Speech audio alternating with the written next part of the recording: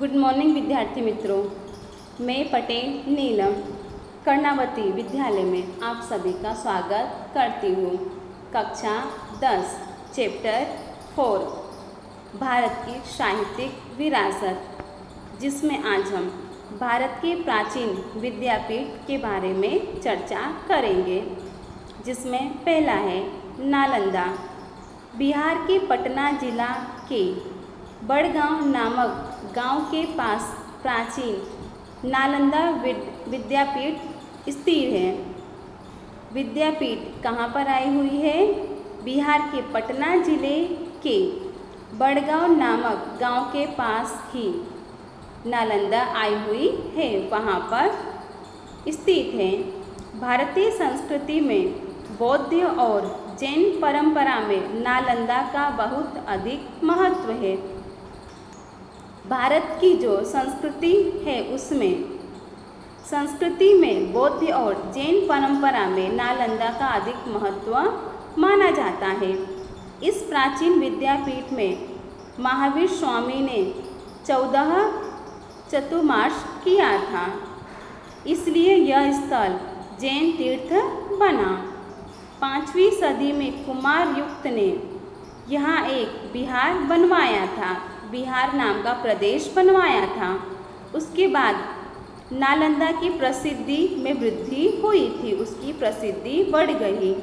वहाँ हजारों हस्तलिखित ग्रंथों के अमूल्य भंडारे जो हाथ से लिखे हुए हैं। नालंदा विश्वविद्यालय था, एक विद्यालय माना जाता था। भारतीय संस्कृति का यह एक तीर्थधाम था। देश विदेश के विद्यार्थी यहाँ अध्ययन करने आते थे, देश विदेश के लोग यहाँ पर अध्ययन करने आते थे। महान यात्री हुएन सांग भी यहाँ आया था। आज तो इस महान विश्वविद्यालय के मात्र खंडहर ही देखने को मिलते हैं, मात्र खंडहर ही रह गए हैं, जैसा आप चित्र में देख सकते हो। फिर भी उन खंडहरों में घूमते घूमते भी देश की भव्य संस्कृति की एक झांकी देखी जा सकती है। नालंदा से पढ़कर बाहर निकलने वाला विद्यार्थी भारत का आदर्श विद्यार्थी माना जाता था, जो नालंदा में पढ़ता था। ईसा की 5वीं से 11वीं सदी दौरान नालंदा शिक्षा का सर्वोत्तम केंद्र माना जाता था। इस समय भारत में विश्व के श्रेष्ठ ग्रंथालय थे, श्रेष्ठ पढ़ने के स्थल थे। तक्षशिला तथा नालंदा विद्यापीठ के ग्रंथालयों में अध्ययन और संशोधन करने के लिए देश विदेश के अनेक विद्यार्थी आते थे, जो यहाँ पर आकर संशोधन करते थे। इनमें से मात्र एन सांग ही 657 हस्तलिखित ग्रंथ अपने साथ चीन ले गया था, अपने साथ ही चीन लेकर चला गया। 7वीं सदी में एन सांग ने मुलाकात की थी। महाविद्यालय में 7 बड़े भवन थे। महाविद्यालय में क्या थे? 7 बड़े भवन थे। व्याख्यान के लिए 300 व्याख्यान कक्ष थे। विद्यार्थियों के रहने के लिए खास मठ बनाए गए थे, जहाँ पर विद्यार्थी रह सकते थे। विद्यापीठ के निर्वाह के लिए कई गांव दान से मिले थे। उसके दान के लिए कितने सारे गांव मिले थे। गांव से प्राप्त आय से विद्यार्थी को निःशुल्क भोजन और वस्त्र दिया जाता था। वहाँ के ग्रंथालय वाला क्षेत्र धर्मगंज कहलाता था, जहाँ पर ग्रंथालय होता था। ईस्वी सन की 5वीं से 11वीं सदी तक नालंदा की प्रसिद्धि विद्या केंद्र के रूप में थी। दूसरा है तक्षशिला। वर्तमान समय में पाकिस्तान में स्थित रावलपिंडी से पश्चिम प्राचीन तक्षशिला विद्यापीठ थी, जो पाकिस्तान में स्थित थी। वह प्राचीन गांधार प्रदेश की राजधानी का शहर था। इस विद्यापीठ में 64 विद्याओं की शिक्षा दी जाती थी। तक्षशिला में क्या था? विद्यापीठ में 64 विद्याओं की शिक्षा दी जाती थी। यहाँ अधिकतर विद्यार्थी गुरु के आश्रम में रहकर अध्ययन करते थे। वे लोग आश्रम में रहकर अध्ययन करते थे। भगवान बुद्ध के शिष्य जीवक ने यहाँ आयुर्वेद का पाठ सीखा था। दंत कथानुसार रघुकुल में जन्म लेने वाले राम के भाई भरत के पुत्र तक्ष के नाम पर से इस स्थल का नाम रखा गया था।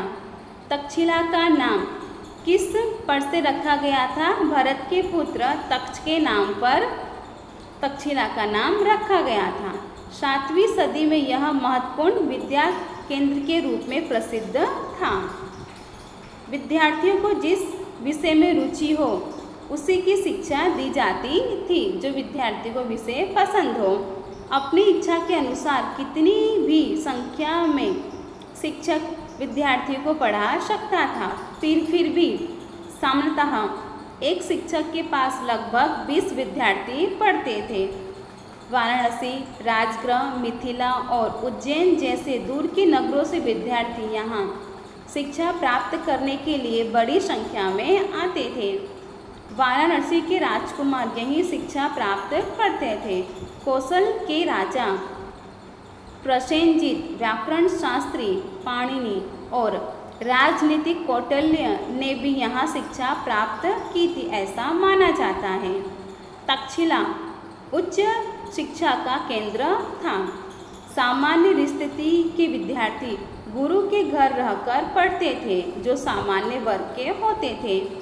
यहाँ वेद, शस्त्रक्रिया, गजविद्या, धनुविद्या, व्याकरण, तत्वज्ञान, युद्ध विद्या, खगोल, ज्योतिष वगैरह की शिक्षा दी जाती थी। चंद्रगुप्त मौर्य के गुरु चाणक्य और स्वयं चंद्रगुप्त मौर्य ने यहाँ शिक्षा प्राप्त की थी। 5वीं सदी के आरंभ में चीन के फालिहा ने इस स्थल की मुलाकात की थी। तीसरा है काशी। काशी यात्रा धाम के रूप में प्रसिद्ध है। काशी क्या है? वह यात्रा करने के लिए प्रसिद्ध है। ईस्वी सन पूर्व 7वीं सदी में यह भारत का प्रसिद्ध विद्या केंद्र माना जाता था। उपनिषद काल में यह आर्य संस्कृति और धर्म के केंद्र के रूप में विकसित हुआ था। इसके रूप में इसका विकास हुआ था। इसके राजा अजातशत्रु उपनिषद कला में एक तत्वज्ञानी और विद्या के पोषक माने जाते थे। व्यास संहिता में महर्षि वेदव्यास का आश्रम यहाँ होने का उल्लेख मिला है।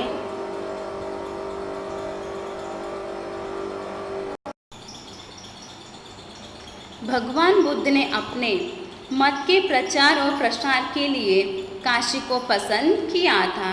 आदि शंकराचार्य जैसे समर्थ तत्वज्ञों को अपने वेदांत के नूतन सिद्धांत की स्वीकृति के लिए काशी जाना पड़ा था। चैतन्य महाप्रभु और पुष्टि मार्ग के प्रवर्तक वल्लभाचार्य जी ने भी अपने वैष्णव संप्रदाय की प्रतिष्ठा यहाँ प्राप्त की थी। पंजाब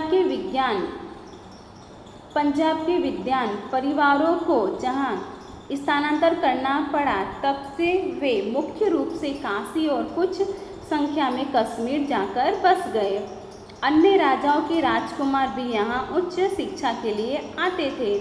सम्राट अशोक के आश्रम से काशी का सारनाथ मठ प्रसिद्ध विद्या धाम बना। चौथा है वल्लभी। ईस्वी सन की 7वीं शताब्दी में गुजरात का यह विद्या धाम एक प्रसिद्ध शिक्षा केंद्र था।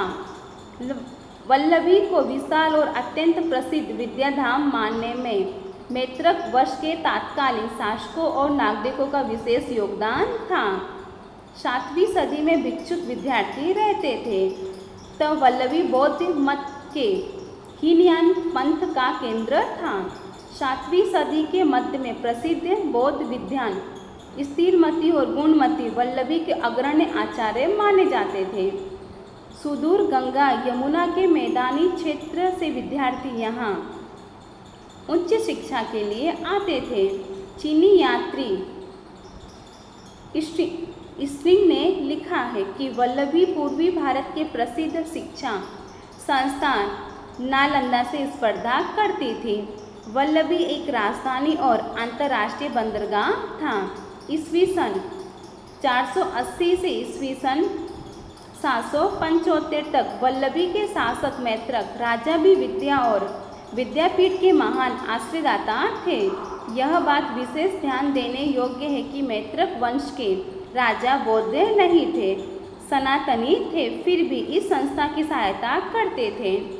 ईस्वी सन 775 में अरबों के आक्रमण किया और मैत्रक पराजित हुआ तथा विद्यापीठ बंद हो गया। यहाँ प्रसिद्ध विद्वानों ने नाम दरवाजे पर लिखे जाते थे।